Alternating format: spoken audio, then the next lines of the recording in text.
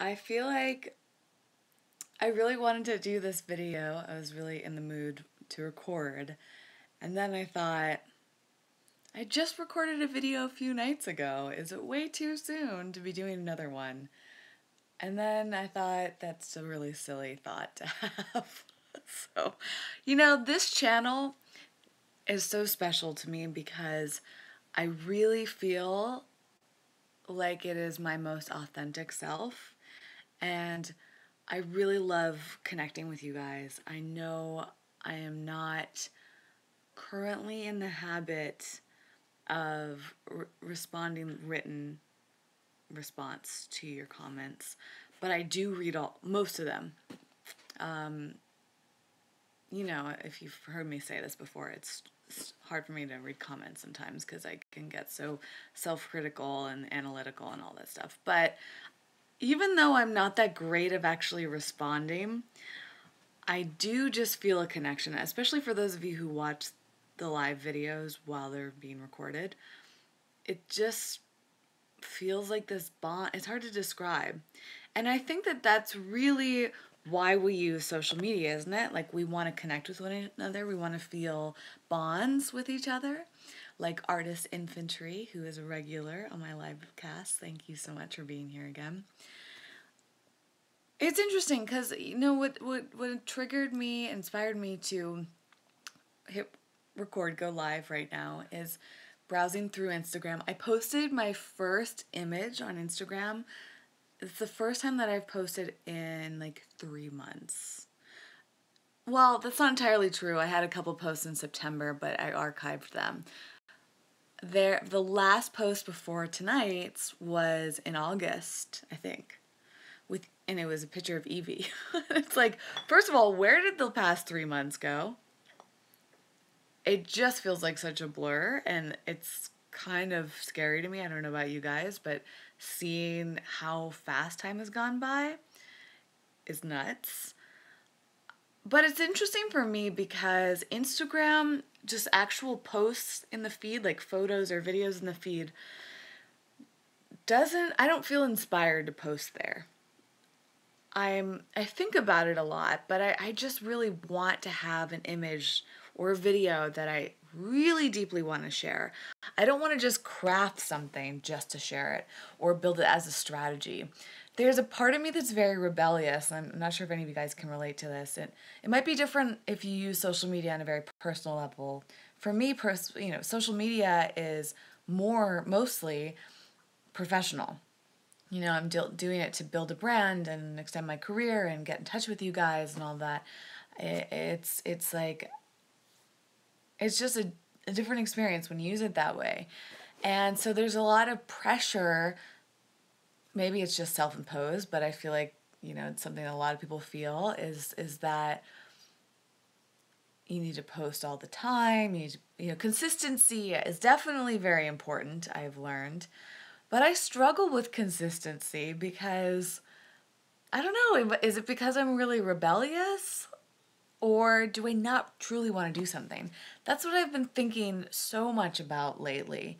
And so when I don't want to do something, I rarely will do it. And I'm not sure that that's a good thing. I've really been reflecting so much. Actually, I had a great conversation during a business meeting. I'm not sure if I mentioned this. I feel like I wanted to, but I don't know if I did. A few weeks ago, I had a really great business meeting, and I'll tell you about it someday if the conversation turns into something. But in that meeting, the person that I was meeting with we were just kind of getting to know each other, trying to figure out if we wanted to work together, and this person pointed out that perhaps I get resistant to doing things when I feel like I don't have to do them.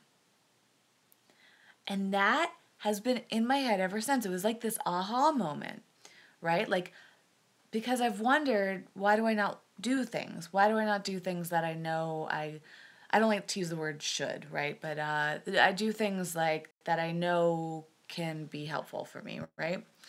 And a lot of us can relate to this. I honestly think at the core, if I really reflect on it, that I will not do things unless I really have to do them. I don't know if I've always been that way. And I feel like if you watch my last video, I could track that in my journal, like maybe notice my mental habits. But I wonder if I'm like in this still rebellious phase or exhausted phase, right? I'm not quite sure. I've talked about feeling drained a lot. I've talked about feeling overwhelmed. And I've noticed ever since this came up in that conversation a few weeks ago, I'm like, that is so true. Do any of you relate to that? Like, it's really stepping back and examining yourself and getting to your whys, which I'm always on a quest to find out, is if you're resistant to something, or is your motivation, let's turn that around, are you motivated by things that you have to do? Right? It's fascinating. So for me, for example, Instagram, I don't feel like I have to do Instagram. To me, Instagram is I guess more for connection. I love using it messaging. So for me right now, Instagram, it's like funny. I think about this all the time too. Like if you don't post a picture on your Instagram feed, at least in my experience, people will be like, "Where have you been? Is everything okay? You never post." And I'm like, just because I don't post doesn't mean that I'm not on Instagram. I'm on Instagram every single day, multiple times a day, just like many people. And I'm on there just looking at posts and liking them. I love using the search and discover feature, and mainly to like find funny things. Like I use Instagram for entertainment. I try to avoid actually looking at other people in the industry that I'm in, veganism and entrepreneurship. Mostly veganism I get very triggered by, right? Like I get into the comparison trap. And so it just happened now before I hit the record button, you know. I was on my Instagram just checking to see if there are any comments on my newest post. And as I was waiting, I was just scrolling through the feed, and I found myself comparing my life to other people's lives and seeing something that a friend did and wondering why I wasn't invited to do it, you know, like that sort of thing. And I just felt bad about it. So my point also is that I use Instagram stories and I respond to messages on Instagram all the time. Like, I think that's great. And there was also this part of me that felt so relieved to have something I truly wanted to post. So my post tonight was about my experience at the Circle V Music Festival. And I also wanted to mention that because it's part of my life and just such a big joy. I'm on this high from it. It was also great. Like, there was a lot that I learned. It's funny, and I think this is always when I feel inspired to do videos on this channel, is like life lessons, right? So just like in the other, I don't know, you know what's interesting is I feel like the more I focus on personal development, the more I really get to know myself, the more lessons I notice about life. And I said this in the last video. I really loved the last video I recorded if you haven't seen it yet. It's a long one for sure. And as I mentioned in there, I am really considering making audio versions of all these videos so that you can listen to them instead of having to sit there and watch or just put YouTube on in the background, because I know these can get really long. I appreciate you guys so much that watch these despite the length. It's amazing. Anyways, so similar to the last video and I was talking about lessons, I feel like today I had so many lessons come up. And I share these lessons for you not just because it's therapeutic for me to talk about them, but I really genuinely hope that you guys have similar aha moments. Like, that to me is so rewarding when, you know, other people can, when you share a story and somebody goes, "Wow, I never thought about it that way. I feel the same way and I just didn't know how to verbalize it." Or I didn't realize I was feeling that way, right? So I'm like, if you ever have those aha moments from these videos, please let me know in a comment. I genuinely deeply love hearing from you guys. And I promise one day I will get better about typing responses. But, okay, so I was invited by my friend Nick, who works for Mercy for Animals, which is an amazing organization for animal rights. Nick is the reason that I went vegan. I almost said 20 something years ago. It hasn't been that long. I've been vegan for 14 years. Yeah. So I've known Nick for 17 years, and 14 years ago is when I went vegan. So he's a very, very important person in my life for many reasons, but that's one of the main reasons. And he now works for this organization. A few months ago, he invited me to moderate this panel at the Circle V Festival, which is a vegan music festival in Los Angeles. It's his second year. And I instantly said yes, because Circle V last year was great, and it just sounded wonderful. So I agreed to moderate, meaning ask questions and kind of shape the structure of this panel of social media influencers, which is a huge, huge passion of mine.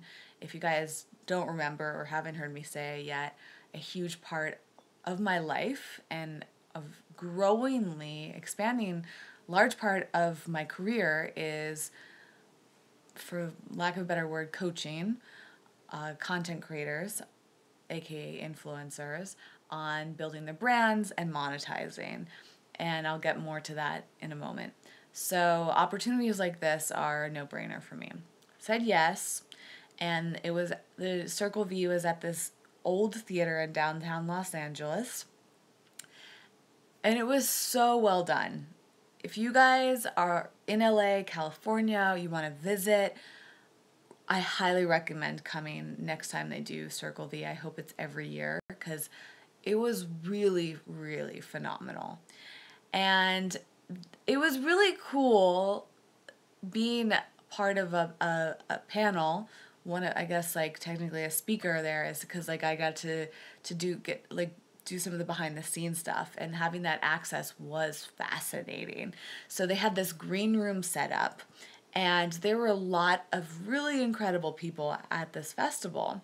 And the green room, for those of you who have never heard of this term before, it's like a room for people that are participating in events. So usually they do it for speakers at events, performers, celebrities. They have like a separate from the main areas, so that you have a place to relax.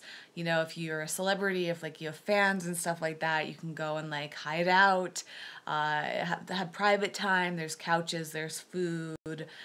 So it's just kind of a nice experience. And it was really fascinating for me because, there were just all these really interesting people in this room. And it just felt like such a privilege and a joy and honor to be in there, hanging out with them, right? Have that access. And so shortly after I arrived, the panel started. It went so phenomenally. I love public speaking. I'm one of those rare people that like really enjoys it, but even though I feel very comfortable on stage, for the most part, I get so nervous before I go on. So I had like all these nerves, jitters, but as soon as I got there, I'm like, yeah, like I couldn't wait to get on stage. And that was a reminder for me. Part of my lesson today is like, I need to do more public speaking. Like I really need to prioritize that, because it's like a natural high for me, right? So seek after the things that you truly love. Sometimes we forget about the things that we love, right? And so it was a gift to simply be reminded of that. To go on stage, I was blown away, right? There wasn't much preparation. I didn't really know what the structure was going to be like, because it was very different from last year's Circle V. This year, they had the speakers up on the main stage in this beautiful theater. And I walk out on the stage. It was beautifully decorated. If you want to see the background, it's on my Instagram. But there were so many people in the audience. It was completely packed. And that is a high too, right? I've done a number of speaking over the years, and one of the worst things is when you're a speaker and like the audience is not full, like there's empty chairs. It's very awkward for me, right? And when it's packed, it can be a little nerve-wracking, but it's also exhilarating because, there are people there that want to hear what you have to talk about. And I was really excited about the questions I prepared. If I can, I'm going to upload the video or try to find another video that I can link to. My friend Allison captured some of it, but I'm not exactly sure what I'm going to do with the footage. And so I spoke on this panel with 3 really cool people: a vegan fat kid, sweet simple vegan, and tatted vegan. If you go on my Instagram, you can find out who they are if you don't know them yet.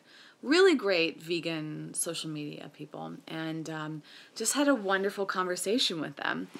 And then we wrapped up. There were a few other panels after us, but I just went and hung out in this green room and just kind of sat and talked to people, and it was really refreshing. You know, I feel like another lesson for me, I talked about this a lot in the last video I did, is about judgment, right? And I think that I have some bad judgmental habits. It's hard to admit that, but I feel like authenticity and transparency are important, and also the key to growth is to understand your weaknesses, right? So I'm very sensitive to when people judge me, but I also find myself judging other people, and we could call that kind of natural or normal, but it's not really something to just brush off as like, oh yeah, everybody judges. Like, you know, I think in small ways, in the way society is set up, we've been trained, and trying not to judge at all is probably very difficult, if not impossible, depending on how you look at it. I feel like, though, there's a lot of, if we can identify our judgments and try to fine tune ourselves and judge less, that's very important, or at least snap ourselves out of it quicker, right? So through the judging that I've done, I think a lot of times I judge out of jealousy, envy, right? Out of fear of inadequacy. So I'll find myself judging because it makes me feel better to think, like, to notice other people's flaws. And I think I probably do that because that's a very common thing to do when you're not feeling fully secure about yourself, or you see somebody that looks like they're doing better than you. You know, how can you bring them down, right? Certainly a tactic that many people use and is kind of perpetuated in our society. I also think it's a habit that I developed from my mother. As I've talked about in other videos, I have a narcissistic mother, and one of the major traits of a narcissistic mother is judgment, is criticism. And so spending most of my life around somebody like that, who's kind of like training you to be judgmental, or you're modeling yourself off of somebody, it just becomes this thing, like a norm, right? And so as I've grown older and started working on personal development and noticed these things about myself, those are opportunities to grow. So anyways, my battery is about to die. I guess I'll plug in. I find my whole point is that being at these live events around people that in some of their way, they're celebrities. Like there was, Moby was there performing, so he's well known as a musician and a vegan activist. Tony Kanal, who you might know from No Doubt, he is a big vegan activist and musician. A few others, Kat Von D, who you might know, she is a vegan, makeup artist, tattoo artist, or not, I don't know if makeup artist, she makes makeup, but she's known for her tattoos.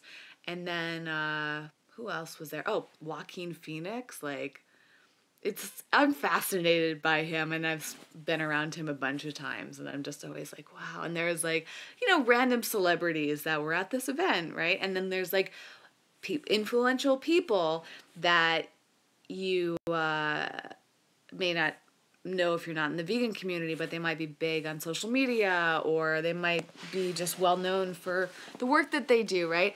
All of these people just being surrounded by them. And I think it's so easy to get jealous, envious of them. It's easy to judge them or, like I said, criticize them. But then when you're around them and just witnessing them as fellow human beings, I find that's so important. And with social media, it's easy to separate ourselves from other people, right? As I said at the beginning of this video, social media is phenomenal for its ability to connect us. It's incredible that I can record this video and there are people watching live and there are people watching the recording. And like I said, I feel very connected to you. But it's so easy to judge other people online for a few reasons. One is because we're not seeing the full picture of them.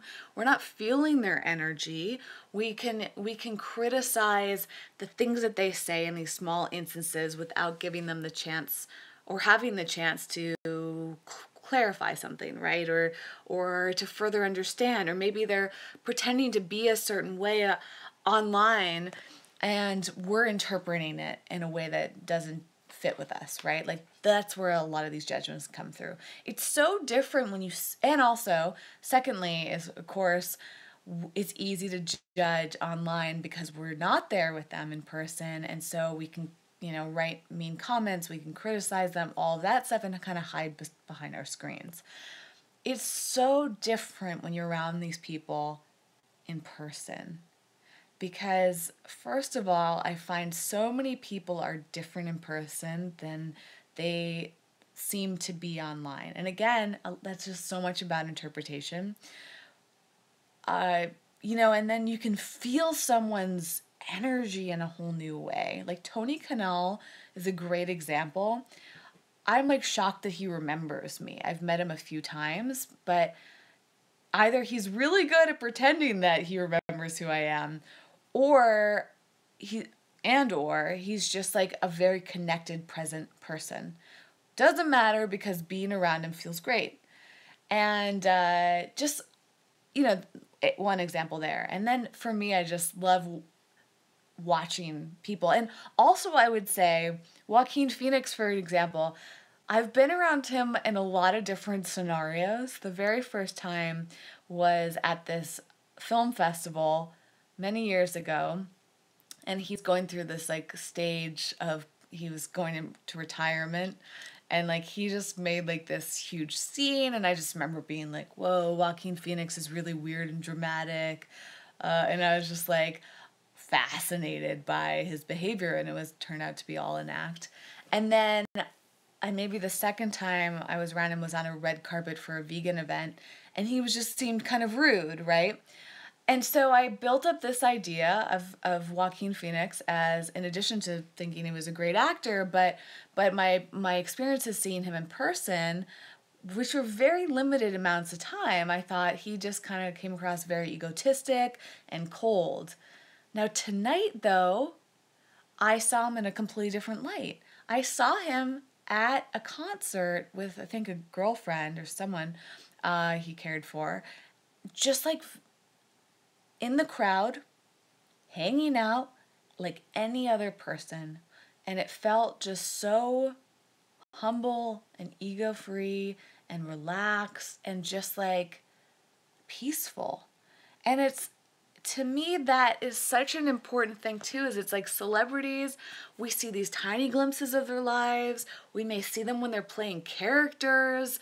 We may see them when they're stressed out and they're caught by TMZ, or we see them, who knows? We're seeing these glimpses into people's lives and creating these whole judgments about who they are, right? And the same thing I think happens with social media people. And this is, again, my habit is I will create these stories around, let's just say other influencers, and maybe decide that they're this certain type of person. And then at today's event, I saw just some people in new lights, and I thought, maybe I was wrong. Maybe I misjudged them. Maybe I just wasn't seeing them for who they really are. And that, to me, is one of the biggest joys of self-growth, of development, of mindfulness, awakening, all of that, is really being able to recognize when you're wrong and shifting your perspective about things.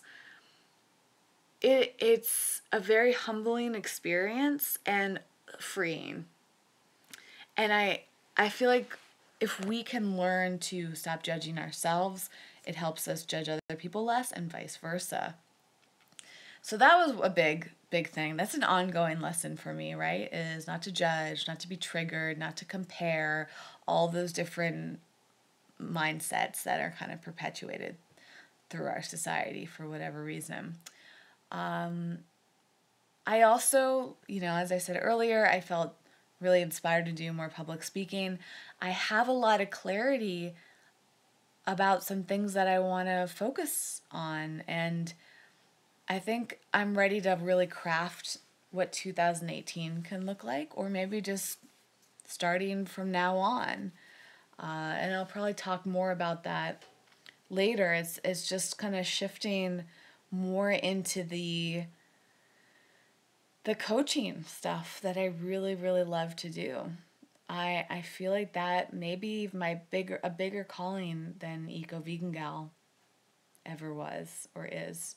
I don't think I'm going to end Eco Vegan Gal, but I think it just may be less of focus because I have so many. I guess I could go on and on about that, but maybe in another video after I've thought about it more. I just got hit by a wave of exhaustion. My body's like either A, trying to avoid this conversation, and or B, like recognizing that I need to get some sleep. The other big lesson that I learned was, I can't remember if I touched upon this in the other video, but I have been noticing some tendencies of mine to be very critical towards people that I'm close to in my life, which again, I think is something that I learned a lot from my mother, but not, yeah, I definitely talked about this the other day of like spiraling out and really like allowing myself to get upset. And I'm getting better and better at snapping myself out faster, but I haven't quite learned how to not allow myself to like get angry, for example, or frustrated and verbalize it to good friends of mine. So the specific example tonight is that I went to Circle V with a few friends, and one of them made a few mistakes that affected me. So one of them was losing something of mine at the festival, and it wasn't of super value, but I found myself being really frustrated by the loss, which is another thing, right? I have like a big issue with loss, which could be a whole nother topic sometime, but I've definitely noticed that about me and how I'm like, oh, I'm really afraid of losing things.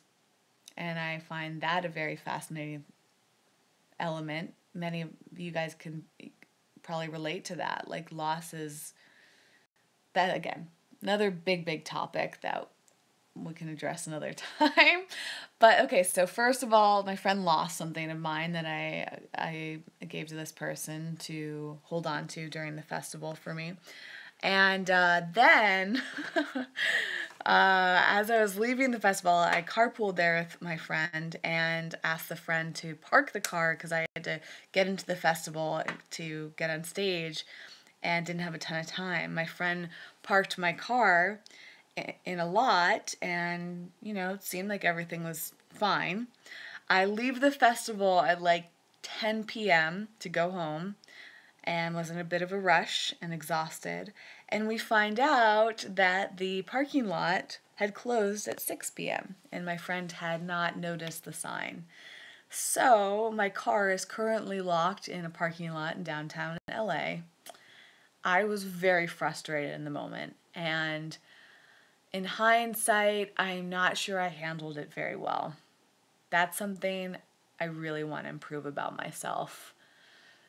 Again, a lot of my mother that I see in myself, right? Like when my mom gets frustrated, she gets very angry, she gets to the blaming stage. It's like there's a lot of shaming involved. There's a lot of, I can't believe you did this. She hangs on to things.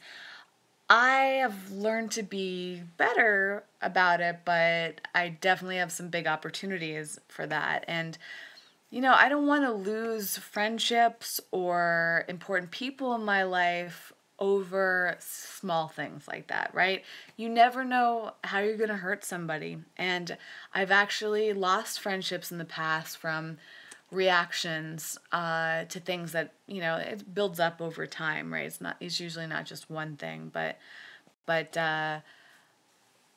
I feel like it's so important to notice how our behavior affects other people, how our words affect other people, and knowing when to say things and when not to say things, right? It's a delicate balance, an art form and a practice.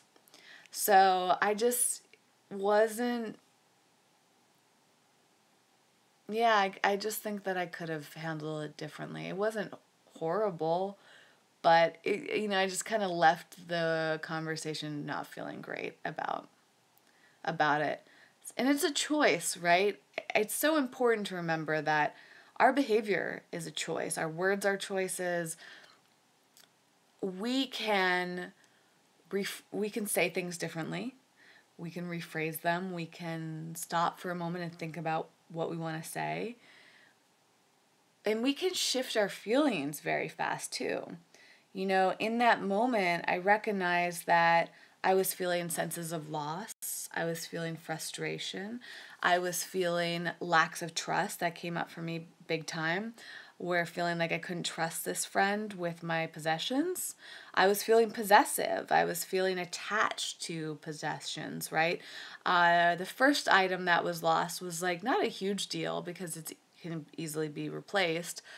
The car though, like I was really triggered by that. Like it's like a car I recognize, like I have so much value on my car and like the things that were in my car and the vulnerability I felt about not being able to have transportation and not knowing what was going to happen to my car. Is my car okay? Like how much is it going to cost? And am I going to get a ticket or like what were the consequences? Like, there was a lot of unknown in that situation. There was vulnerability.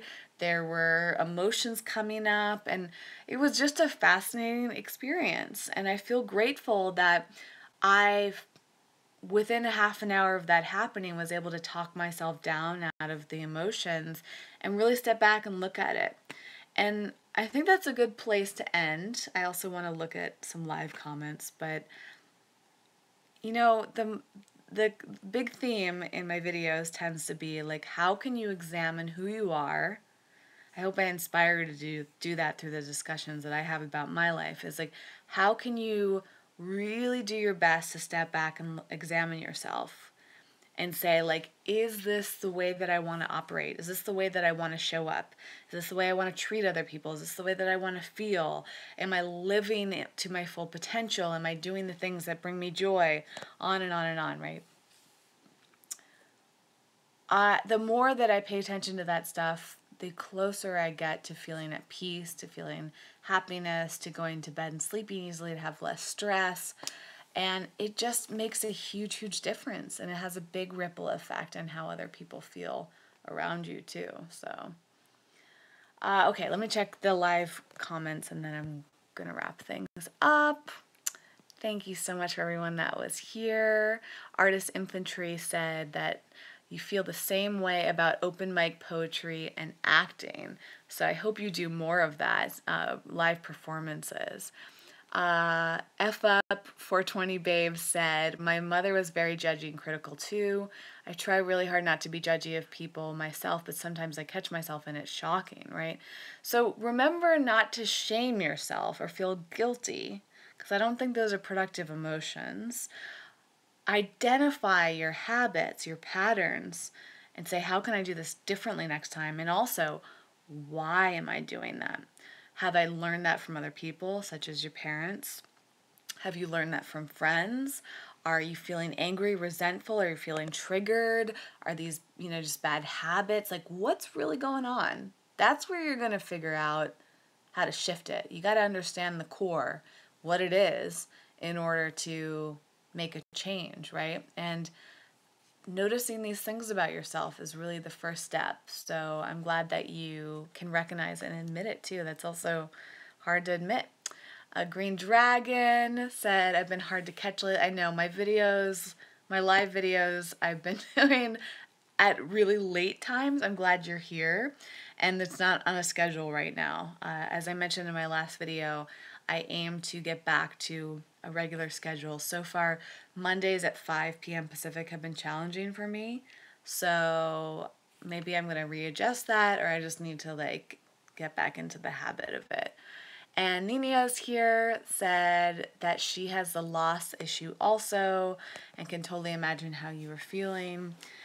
You know, I've talked about sleepwalking and sleep talking, and one of my common sleepwalking episodes and a reoccurring dream for me is forgetting something or losing something. It is incredibly common.